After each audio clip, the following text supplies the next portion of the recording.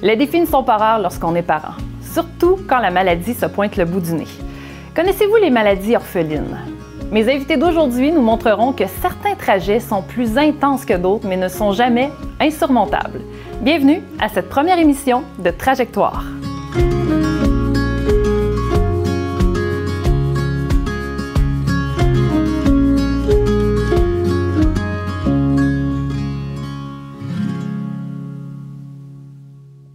Mon nom est Caroline Joseph. Je suis la maman d'un enfant atteint d'une maladie très rare, Tommy, qui a 17 ans. Puis aujourd'hui, je viens vous parler de ma réalité. Caroline Joseph, tu es la maman de Tommy. Tommy qui a 17 ans, qui a une maladie rare, en fait, qui a une maladie orpheline, comme on dit. Oui.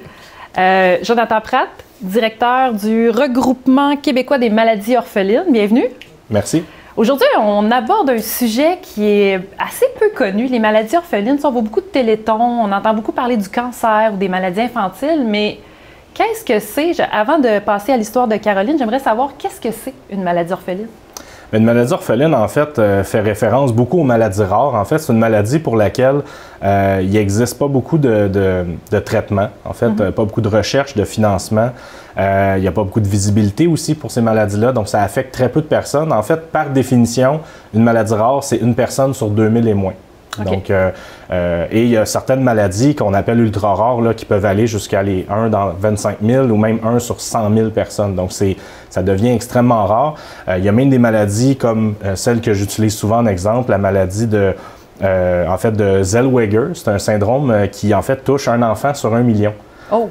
Fait que ça, c'est une maladie. Puis en fait, au Québec, on recense pas loin de 5 à 6 personnes qui seraient atteintes de ce syndrome-là. Donc, c'est extrêmement rare, ce qui fait en sorte que c'est difficile, un, d'avoir accès à des traitements, puis deux, de justement là, poursuivre malheureusement la vie de ces enfants-là. Là. Donc, pour la plupart, malheureusement, c'est des symptômes qui se traduisent par des conséquences graves, là, voire la mort. Là. Donc, c'est pour ça que c'est important d'en parler. Oui, puis justement, c'est des maladies qui sont très complexes parce que je lisais le dossier de recherche de Caroline, puis c'est souvent beaucoup de symptômes, beaucoup de problèmes qui s'accumulent pour faire une maladie qui est très, très rare. Oui. Donc, Caroline, ton fils, Tommy, je sais qu'il y a beaucoup de symptômes, il y a beaucoup de maladies qui s'entrecroisent, mais généralement, on parle de quel diagnostic?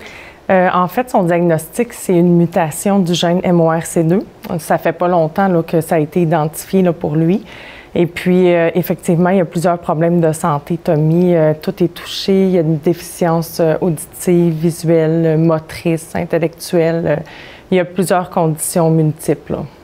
OK. Donc, on parle quand même de plusieurs handicaps? Oui, plusieurs handicaps aussi à gérer, en plus de plusieurs conditions médicales, là, dont des troubles gastro-intestinaux quand même assez graves. Là. Wow! Oui. Mais comment qu'on... Quand on a un enfant, là, on ne sait pas à quoi s'attendre de toute façon, qu'il soit en santé ou pas. On ne sait pas du tout ce qui nous attend quand on est parent. Mais quand on se rend compte que notre enfant a des problèmes de santé, comment on réagit en tant que parent? Bien, moi, ça a été assez particulier parce que quand je m'en suis rendu compte, en fait, Tommy avait 18 mois là, quand on m'a annoncé qu'il y avait une maladie rare, puis on n'avait pas de diagnostic. Là. Donc, on a été comme ça pendant 14 ans. Alors, on savait qu'on avait une maladie rare, mais on ne savait pas c'était quoi la maladie rare. Alors, il fallait vivre avec plusieurs hypothèses, là, je dirais, là, dont des maladies plus graves, des maladies dégénératives. Là. Mais c'est difficile parce que, ben, tu sais, Jonathan le dit, là, chaque maladie rare est très complexe. Comment on fait pour faire un bon diagnostic? Jonathan, tu vas être capable de répondre à cette question-là? Bien, en fait, c'est la question à 100 000 là, c'est pas évident. Donc, c'est sûr que pour les professionnels de la santé, les médecins, les médecins spécialistes aussi qui tentent de diagnostiquer ces maladies-là, il y a certaines maladies pour lesquelles il y a un petit peu plus de littérature. Donc, c'est sûr que les médecins vont être à même de trouver justement cette littérature-là et de poser le diagnostic. Mais pour la majorité, la grande majorité des maladies rares, le problème, c'est qu'il n'y a pas beaucoup de littérature, il n'y a pas beaucoup de recherche. Je le disais d'entrée de jeu. Donc, s'il n'y a pas beaucoup de recherche sur ces maladies-là, ça fait en sorte que c'est difficile d'avoir de l'information. Et là, ça dépend vraiment de la capacité du médecin ou des connaissances, je pourrais dire, du médecin à pister justement les différents systèmes, parce que comme vous l'avez dit, c'est une maladie qui est complexe, c'est multisystémique souvent, donc ça va toucher plusieurs systèmes. Puis malheureusement, ben, c'est pour ça qu'il y en a beaucoup de personnes qui restent en errance diagnostique pendant très longtemps. et ça devient difficile à vivre parce que on n'a pas le doigt sur le bobo. Donc, on a des tests qui reviennent souvent négatifs ou des tests qui vont nous dire, on pense que l'enfant a tel symptôme et tel diagnostic. Et finalement, c'est un peu ce que moi j'appelle le syndrome de l'éléphant. Donc, c'est chaque médecin touche une partie de l'éléphant, mais le problème dans notre système de santé, c'est que ces médecins-là ne se parlent pas. Donc, l'urgentologue ou qui reçoit à l'urgence ou le gastro-entérologue qui va faire des tests ou le rhumatologue, le neurologue, etc. Donc, chaque spécialiste a le doigt sur une petite parcelle du bobo et malheureusement, c'est l'ensemble de l'œuvre qui manque. Donc, c'est pour ça que ça devient difficile de diagnostiquer. Oui, bien, c'est ça. J'aimerais ça discuter justement à propos de ça. Effectivement, c'est nous souvent, en tout cas moi, dans mon cas, le parent qui doit orchestrer un peu tout ça. C'est toi le pilier, en fait. Oui, parce que moi, je me promène avec le dossier. D'un spécialiste à l'autre avec les informations, puis c'est beaucoup d'informations là, que je dois transmettre justement à plusieurs personnes, là, même au niveau de la réadaptation. Mais c'est un travail à temps plein, oui, en fait. c'est vraiment ça. Ça représente une lourdeur dans notre quotidien là, qu'on a eu à faire face. Là. Puis on parle de, je pense, tu disais 14 ans d'errance avant d'avoir un diagnostic. Oui. Puis tu sais, là, ton enfant a quand même des handicaps qui sont lourds. Oui. Au quotidien, en plus d'avoir des suivis à faire, puis en sachant pas du tout quel est le diagnostic final, comment on avance à travers tout ça au quotidien? C'est vraiment un jour à la fois. On n'a pas le choix. Il n'y a vraiment pas d'autre chose à faire. C'est là qu'on apprend justement que des fois, c'est un jour à la fois. Puis on apprend aussi qu'on ne peut pas tout contrôler, puis on ne peut pas tout avoir quand on veut. On doit suivre le courant. On n'a pas le choix. On n'a vraiment pas le choix. Mais je dirais qu'on a eu des bons médecins. Ça, je peux le dire. Là, nous, on était chanceux. On était vraiment bien entourés. Oui, parce que là, Tommy a 17 ans, mais comme on parlait, il y a quand même des handicaps auditifs, visuels.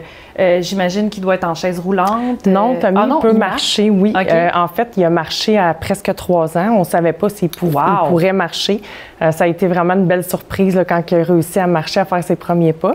Pour l'instant, il marche, mais on ne peut pas garantir que ça va toujours être comme ça, là, parce qu'il y a quand même une neuropathie axonale. Il y a des difficultés quand même, il y a des faiblesses musculaire. Là. Je ne sais pas, vu que sa maladie est nouvellement identifiée, je ne peux pas dire combien de temps il va pouvoir marcher là, correctement. Là. On vit dans l'incertitude, en fait, tout le tant temps. Que parent. Oui, même avec un diagnostic, dans notre cas, ça n'a pas tant changé là, au niveau de l'incertitude parce que c'est vraiment nouveau comme maladie. On en sait peu. Là. Ça fait combien de temps que vous êtes en contact tous les deux? Ça fait presque 2 ans. Oui, presque 2 ans. Bon, mais quand les gens, comme Caroline, viennent vous voir au regroupement, ils viennent chercher de l'aide, comment vous les accueillez? C'est quoi les services que vous offrez aussi? Oui, bien en fait, le regroupement québécois des maladies orphelines, il faut savoir, que ça existe depuis 14 ans. Donc, ça a été fondé le 28 février 2010, donc à l'occasion de la Journée mondiale des maladies rares. Et ça a été fondé pour, justement, mettre en lumière le besoin qu'ont ces personnes-là, donc, et plus principalement des familles qui ont un jeune enfant. Parce qu'on le sait, des 7 à 8 000 maladies rares qui existent, la plupart, en fait, on estime à 70 % de ces maladies-là qui touchent les enfants. Donc, évidemment, par proportion, il y a plus d'enfants qui sont touchés.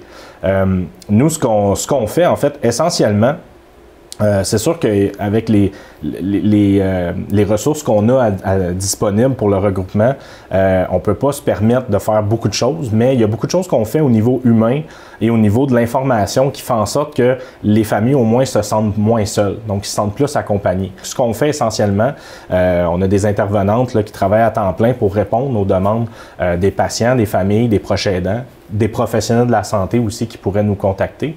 Et ce qu'on fait, c'est qu'on fait le pédigree, en fait, de la maladie ou des symptômes qui pourraient déterminer une certaine maladie. Donc, par exemple, quelqu'un qui est en errance diagnostique, qui dit, moi, j'ai fait tel test, j'ai tel type de symptômes, les médecins pensent que j'ai ça comme syndrome ou comme maladie, bien, en fait, les intervenantes, ce qu'elles vont faire, c'est aller chercher dans la littérature existante. Donc, on a des liens, évidemment, avec Orphanet, entre autres, qui est le plus gros organisme là, en France qui donne l'information sur les maladies rares. Il y en existe d'autres, les filières maladies rares, entre autres. Il y a des organismes aux États-Unis. On est aussi affilié à SWAN au Royaume-Uni. On a des liens avec l'Australie, avec l'Espagne aussi. Donc, on travaille justement pour aller chercher de l'information, pour la donner à ces familles-là et pour les soutenir aussi. Donc, on a un service d'écoute, on a un service de jumelage. On vient en fait donner le pedigree là, vraiment complet de la maladie. Okay. Est-ce qu'il y a des recherches cliniques qui se font en ce moment? Est-ce qu'il y a des projets de recherche, tout simplement, pour alimenter ce que je parlais tantôt, là, les différentes ressources pour les médecins, entre autres, augmenter le niveau de connaissance? Est-ce qu'il y a des médicaments qui sont présentement en évaluation? Mais je t'arrête, parce que il y a beaucoup de services quand même. Tu parles de nommer les choses, de faire des recherches. Là, vous avez des liens un peu partout dans le monde, si je le comprends bien. Est-ce que quelqu'un qui n'a pas de diagnostic peut quand même s'adresser à vous pour faire comme, écoute, j'aurais besoin d'aide, est-ce que tu peux m'aider à prendre toute l'information que j'ai, puis peut-être aider mon médecin traitant à trouver peut-être des pistes de solutions? Est-ce que c'est ce qui s'est passé entre vous? Oui, bien moi, j'ai déjà fait appel là, régulièrement quand j'étais sans diagnostic avec Tommy là, au RQMO. Puis oui, effectivement, ils peuvent nous accompagner, répondre à nos questions, là, puis nous aider, nous soutenir aussi, là. C'est vraiment important, en fait, le rôle que vous jouez dans toute l'histoire. Toi, Caroline, ça a fait une grosse différence. D'ailleurs, tu es très impliquée dans l'organisme, si on peut dire. Oui, vraiment. Oui, je prends ça à cœur, c'est certain. Puis régulièrement, il y a des gens là, qui vont m'aborder justement là, quand je suis avec Tommy parce qu'ils voient qu'il est petit. Il y a des gens qui me demandent des fois, c'est quoi qu'il y a votre garçon? Puis là, quand je leur dis c'est une maladie rare, là, souvent, les personnes vont me dire « Ah, mais moi aussi, je connais quelqu'un » ou « Ah, ma fille a une maladie rare, mais j'ai pas de diagnostic. » Puis là, toujours, je vais référer ces personnes-là justement au RQMO, là, naturellement. Puis je vais surtout leur dire que je les comprends. Je comprends qu'est-ce qu'ils peuvent vivre, là. Parce que la réalité, quand on a un enfant qui est malade, c'est beaucoup de rendez-vous chez le médecin, c'est beaucoup de suivi. On parlait de réadaptation. Aussi. Oui, ça prend beaucoup de place, la réadaptation aussi, là, parce qu'on parle de réadaptation physique. On a besoin de l'ergothérapie, de la physiothérapie, d'orthophonie. Donc, ça n'a plus de fin, là, tout ça. C'est des rendez-vous à n'en plus finir. Puis oui, c'est un travail à temps plein, là. Comment on fait pour jumeler le travail avec la vie familiale, les obligations parentales? Ça fait beaucoup de choses à gérer. Oui. C'est sûr que l'organisme peut aider aussi. Vous avez sûrement des contacts pour les ressources, mais toi, dans ton quotidien, comment tu t'organises ta vie? Bien, maintenant, ça va très bien. Ça n'a pas toujours été le cas. Ça va bien parce que justement, maintenant, je travaille au RQMO, je travaille à temps partiel. Puis aussi, il y a beaucoup de compréhension. Là, parfois, si je dois déplacer une journée de travail, ça n'a pas toujours été le cas. J'ai eu déjà à subir une perte d'emploi là, dans le passé parce que j'essayais de tout faire. J'essayais de travailler et d'aller au rendez-vous, mais ça ne fonctionnait pas, là. Plus les soins de Tommy. Et puis, surtout, Tommy, qu'est-ce qui prend beaucoup dans mon horaire, c'est son alimentation. Parce qu'il y a des troubles alimentaires très importants. Il y a vraiment de la difficulté à s'alimenter. C'est un peu comme une gastroparésie qu'il y a dans le fond. C'est comme le système digestif fonctionne très lentement. Oh. Puis aussi, il y a des difficultés au niveau de la mastication, la gestion des aliments, de la dysphagie. Donc, ça rend l'alimentation très complexe. Donc, il peut manger parce que j'adapte sa nourriture. Puis elle est vraiment très, très adaptée. Si je ferais pas ça, il ne pourrait pas manger. Il faudrait qu'il soit alimenté autrement. Oui, effectivement. D'ailleurs, les médecins m'ont proposé souvent cette option-là parce que, justement, ils sont conscients du travail que ça demande pour qu'ils puissent manger, là. Est-ce que Tommy pourra un jour avoir une autonomie quelconque? Mais je ne penserais pas qu'il pourrait être complètement autonome. C'est sûr qu'on travaille toujours dans le sens à le rendre le plus autonome possible, mais il y a certaines choses que malheureusement Tommy ne peut pas faire, comme la lecture, l'écriture. Ça, c'est pas acquis là, pour Tommy. C'est trop difficile.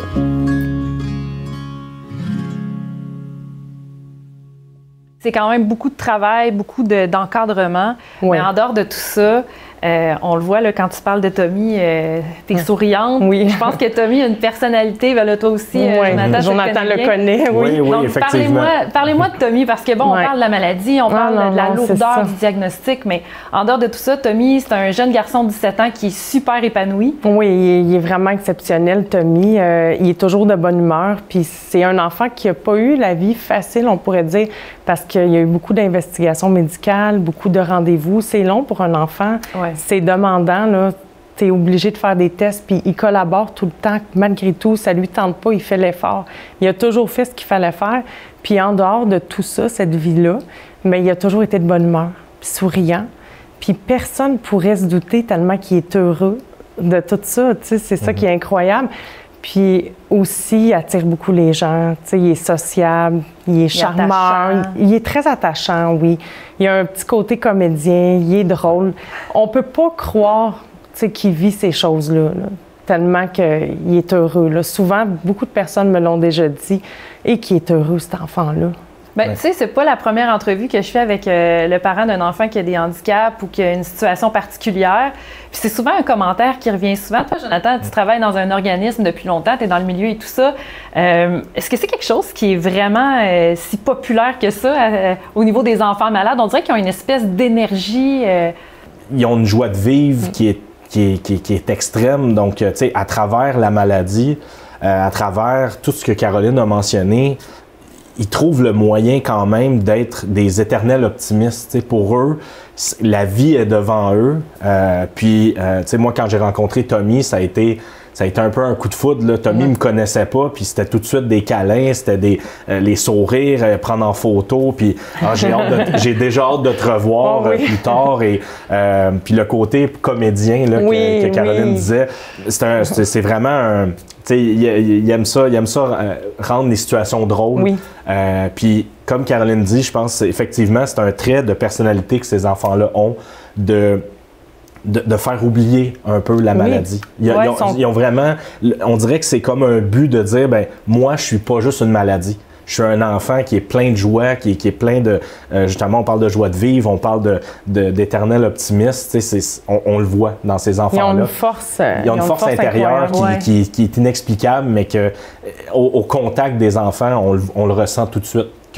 Et c'est d'ailleurs une des principales raisons, moi, pourquoi je me suis impliqué pour le regroupement et que je travaille comme directeur général. C'est que moi, j'ai 2 jeunes enfants, 4 ans et demi et 1 an et demi, qui ont des problèmes sévères de peau, mais qui n'ont pas de maladie rare. Puis je suis pas à chaque jour à l'hôpital ou à chaque 2 jours. Fait que je me dis, les parents qui vivent ça, comme ce que Caroline a vécu et qu'elle vit encore, ben moi, j'ai pas à vivre en bon québécois, ce calvaire-là. Donc, je peux utiliser mon temps puis mon énergie justement pour prendre ces situations-là, prendre ce que ces parents-là vivent et de les amener plus haut en disant, ben moi, je me fais un peu un porte-parole de ces familles-là et de dire, ben c'est pas normal qu'il n'y ait pas autant de ressources qu'on en voudrait. Et en fait, ces parents-là, ces familles-là n'ont rien demandé. Parfois, c'est un peu injuste comme situation. C'est sûr que maladie rare, on dirait que je sais qu'il y a le mot rare dedans, mais c'est ça, comme on disait, c'est pas toujours nécessairement très rare, une maladie rare. Je pense que c'est quelque chose d'important. C'est plus commun qu'on pense. Ouais. Ça touche 8 % de la population. C'est beaucoup quand même. On estime 700 000 Québécois, 3,5 millions de Canadiens. C'est plus de 400 millions de personnes à travers le monde. Wow! C'est des gros chiffres, mais quand même, c'est ça. Quand on relativise et on met toutes les maladies rares ensemble, donc les 7 000, ça fait beaucoup de gens. Oui, quand on les prend séparément, ça peut toucher 2, 5, 10 personnes, mais c'est quand on les met toutes ensemble que là, ça fait vraiment un chiffre qui est vraiment important. Bon, on a une idée de l'envergure, en fait, de tout ça, tu sais. Puis toi, t'as dû changer ta carrière aussi, là, parce que on parlait un peu avant l'entrevue, tu sais.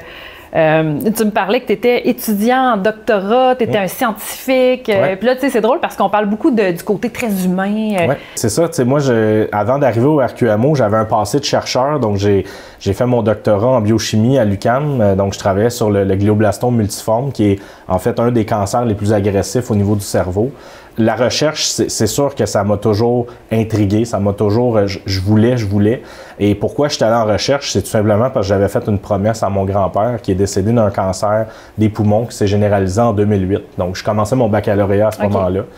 Puis je lui ai dit, grand-papa, une semaine avant qu'il décède, le 6 décembre 2008, je lui ai dit, je vais tout faire en mon possible pour éviter que des gens souffrent comme toi. Puis il m'a dit, je compte sur toi et tout ça. Puis quand il est parti la semaine d'après, j'ai comme senti ça comme un cri du cœur, tu sais, vraiment une vocation. Et c'est pour ça que je suis allé jusqu'au bout du doctorat. J'ai essayé le stage postdoc, puis je me suis rendu compte que mon côté humain l'a emporté beaucoup plus que mon côté rationnel, scientifique. Et c'est là que je m'étais dit, je veux faire la différence autrement, puis aider les gens, c'est peut-être pas juste par l'aspect scientifique, mais en les accompagnant, en prenant, comme je disais tantôt, les histoires et les amener au grand jour et en travaillant sur différents projets. On collabore avec des chercheurs, justement, sur des projets de recherche en maladies rares. On collabore à différentes tables aussi de mobilisation, de concertation avec le ministère de la Santé, avec l'INES, entre autres, avec toutes sortes d'organismes qui existent au Québec et au Canada pour justement faire en sorte qu'on augmente justement le niveau de connaissance, les traitements, les services aux patients. Puis la recherche. La recherche, c'est vraiment important. C'est ça, la recherche, c'est important. Puis on se rend compte que ton background en recherche t'aide déjà aussi dans le volet humain de la chose. Ça devient quand même une mission quand on est parent puis qu'on a notre enfant des besoins particuliers, que ce soit une maladie ou autre. J'ai l'impression que ça demande énormément d'investissement. J'aimerais qu'on parle de l'après. Oui. Parce que quand notre enfant grandit, quand c'est un petit enfant, on a la charge, c'est pas pareil. On est là au quotidien, tout ça, mais à un moment donné, cet enfant-là grandit, devient un adulte. Il se passe quoi après 18 ans? C'est complexe. Je vais te laisser commencer, Caroline. C'est complexe, c'est lourd. En fait, il se passe pas tant de choses que ça au niveau de notre enfant, parce que notre enfant, il ne change pas. Comme moi, Tommy a besoin d'aide pour aller à ses rendez-vous, pour prendre ses médicaments, pour certains soins, ça ne change pas. C'est à vie, je veux dire. Oui, c'est ça. Vous allez toujours être en charge. Oui, c'est ça. Mais au niveau, par exemple, de la loi, là, tout change. Donc, ça nous donne encore beaucoup de gestion, là, puis plein de formulaires à s'occuper pour ce passage à 18 ans-là que présentement, j'ai commencé à faire avec Tommy. Là. Puis c'est vraiment important de le faire pour ses soins de santé. Pour pouvoir continuer à l'accompagner, pour pouvoir ne serait-ce qu'appeler à une pharmacie qui ne nous connaît pas pour obtenir un médicament qui pourrait nous dire, ben non, faut que je parle, faut que je parle à lui, il y a plus que 16 ans, mais il ne comprend pas le principe là, avec la médication, c'est moi qui dois, mais non, il doit me donner son accord. Donc, c'est des situations comme ça, souvent, que les parents peuvent vivre. Donc, au niveau de l'enfant, il n'y a pas tant de choses qui vont changer, mais la loi, oui. C'est pas tous les parents qui ont cette capacité-là et cette endurance-là, cette résilience de vouloir s'impliquer dans la vie de leur enfant comme ça. Ça prend quand même une certaine dose de courage, d'énergie, de force. Ça prend des moyens aussi. Moi, pour ma part, c'était une mission un peu. C'est ma mission de vie. C'est ça, ma mission de vie, c'est m'occuper de Tommy, puis toujours aller plus loin, puis je garde toujours espoir, même si la mutation de Tommy, quelque chose de rare. Puis il n'y a pas de recherche sérieuse encore. On en est présentement, là, la recherche que j'aimerais là, obtenir, que j'aimerais qu'on me confirme, ça serait juste une étude sur les fonctions biologiques du gène MORC2. Juste ça serait un pas. Fait que là, je parle pas de traitement, là. Juste comprendre. C'est l'avancement des connaissances. Les fonctions. Oui, c'est ça. Puis parce qu'on est là avec la maladie de Tommy. Mais je perds pas espoir parce que je me dis, si on réussit à comprendre le fonctionnement du gène, là, on pourrait avoir des pistes par la suite. Là, on parle aussi d'espérance de vie, hein, parce que, les enfants malades, souvent, ne survivent pas à leurs parents. Ça arrive dans certains cas. Dans le cas contraire, est-ce qu'on pense à ça dès le départ? On pense à ça à partir de quand? Comment on s'organise avec tout ça? Parce que notre enfant a des besoins particuliers, puis on sait que si un jour on n'est pas là, si on a un accident ou peu importe, on ne sait jamais ce qui peut arriver. Est-ce qu'il y a l'après qui est toujours prévu? Comment on réfléchit mais on pense à tout ça. Là. Moi, c'est déjà tout organisé. En fait, c'est beaucoup parler avec l'entourage. Puis, tu sais ça, tu vas faire ça. Tu sais déjà qui va s'occuper de l'enfant. Effectivement, c'est important. Là. Puis là, justement, les testaments aussi. Là, ça, c'est quelque chose avec fiducie. Protéger l'enfant, protéger les sous qu'on va laisser pour lui aussi. Il faut mettre ça en sécurité, s'assurer que ça va servir à l'enfant. Là. Mais c'est certain que c'est un souci pour un parent qui s'occupe beaucoup de son enfant. Tu te dis, oh mon Dieu, tu sais la valeur de ce que tu fais, tu la connais, puis tu te demandes si quelqu'un va vraiment faire ça. Qu'est-ce que vous diriez à quelqu'un, à un parent qui vient de découvrir que son enfant a une maladie orpheline, une maladie rare? C'est quoi la première chose que vous lui diriez? Mais la première chose que je dirais, c'est découragez-vous pas, parce que moi, je pensais vraiment à un moment donné qu'on n'aurait pas de diagnostic. Là, j'avais presque abandonné, je m'étais dit, après 14 ans. Là. Puis tout le monde me disait, ben oui, moi, ça a pris 15 ans, inquiète-toi pas. Il y a des gens qui me disaient ça, mais je me dis, oh non, on a tout fait, nous. Donc, mais finalement, on l'a trouvé. Puis restez pas seul, n'hésitez pas justement à communiquer avec le RQMO. C'est des gens qui comprennent, puis vous n'êtes pas seul, on est plus. Vous ne pouvez pas vous imaginer comment il y en a du monde qui ont des maladies rares. C'est pas si rare. Puis aussi, un bon conseil que je donnerais, c'est de bien collaborer, bien communiquer avec nos médecins. Oui, ça, je d'être le porteur de dossier, c'est important. Oui, bien en terminant, moi, c'est sûr qu'il y a 4 lettres que j'aimerais que les gens retiennent et que tout le monde puisse en parler dans le Québec, dans le Canada et à travers le monde. C'est RQMO. Présentement, c'est nous, l'organisme au Québec, qui vraiment informe et soutient toutes les familles, toutes les personnes atteintes de maladies rares. Il existe évidemment d'autres associations de patients qui sont très ciblés sur des maladies, l'anémie falciforme par exemple, ou Dystrophie musculaire Canada. Donc nous, on collabore évidemment avec toutes ces ressources-là, mais vraiment toutes ces associations-là et toutes les ressources qui existent, mais vraiment retenir les 4 lettres RQMO parce qu'on s'occupe de l'ensemble et on se focalise beaucoup sur les gens justement qui sont, on dit, orphelins d'associations. Donc les gens qui se retrouvent un peu dans ce qu'on appelle un no man's land au niveau des associations de patients. Vous êtes le triage, Nous, on prend toutes ces personnes-là exactement, puis ça arrive très fréquemment que soit moi, Caroline ou Marie-Ève qui est à Québec ou Ingrid, nos collègues, qu'on trouve des gens sur Facebook totalement par hasard qui écrivent sur un spot mon enfant est atteint de telle maladie rare, blablabla. Et là, nous, tout de suite, on essaie de rapatrier ces gens-là parce qu'ils ne connaissent pas. Ah non, mais à ces personnes-là. Souvent, je vais voir ça. Puis c'est pour ça que je disais que c'est pas si rare, les maladies rares, parce que je le vois vraiment régulièrement. Il y en a vraiment beaucoup. Puis je vois des fois, je suis désespérée, mon enfant n'a pas de diagnostic et tout ça. Là, quand je vois ça, quelqu'un peut m'aider. Oui, tu sais, dans le sens, tu n'es pas toute seule. Donc, pour terminer, je dirais, on perd jamais espoir. On s'implique, c'est super important. RQMO. Oui. Puis l'information, ben, je pense que c'est la base. Puis surtout, ben, continuez votre beau travail. C'est vraiment important ce que vous faites. Puis, merci. Écoute, salutations à Tony. Merci, certainement. Merci à vous deux. Merci.